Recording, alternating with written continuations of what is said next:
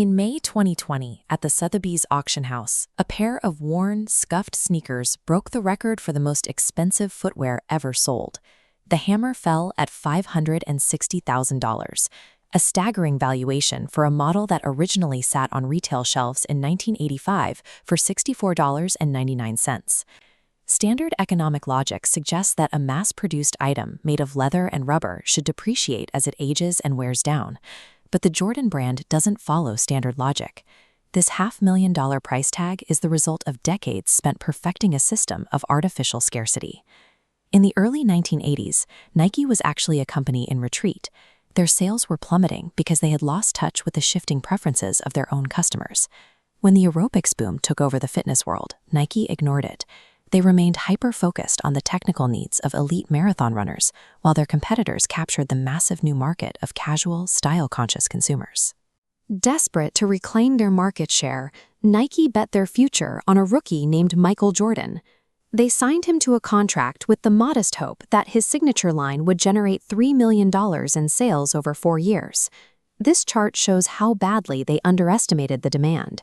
Instead of $3 million over 4 years, the Air Jordan 1 brought in $126 million in just 12 months. That success saved Nike, but it anchored the company's revenue to the career of a single athlete, a career that inherently had an expiration date. By the late 90s, Michael Jordan's second retirement was approaching.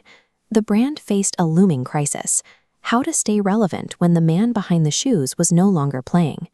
They knew that meeting every consumer's desire would actually be a mistake.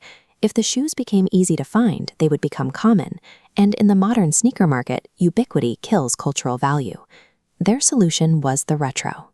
Instead of relying solely on new designs, they began re-releasing limited batches of classic models, transforming their history into a recurring product line. The strategy relied on strictly limiting production. By intentionally undersupplying the market, they ensured that every release felt like a high-stakes event. This unrequited demand is what fuels the brand's long-term survival.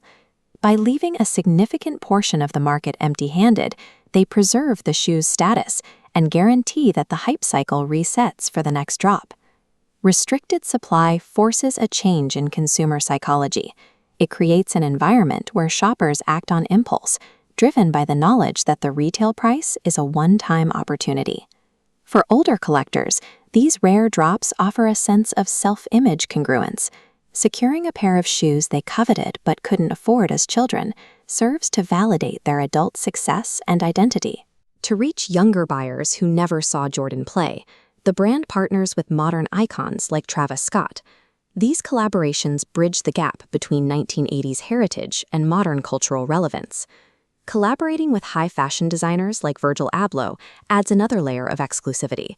These partnerships transform decades-old athletic silhouettes into high-value art pieces. This combination of childhood nostalgia and modern hype ensures that every limited release is instantly drained from the shelves. When a brand refuses to meet demand at retail, that demand simply migrates. It has created a massive secondary resale market, where the true price of a shoe is decided by the collectors themselves. This StockX data illustrates Jordan's dominance.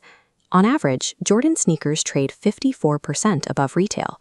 That's a significantly higher margin than the 46% seen by parent brand Nike, and it dwarfs the 32% markup of rival Adidas. With 3/4 of this market consisting of users under the age of 35, younger generations are increasingly treating these shoes as tradable, liquid financial assets. The ultimate value of the sneaker is no longer set by the company in a boardroom, but by the intensity of the culture trading it on the street.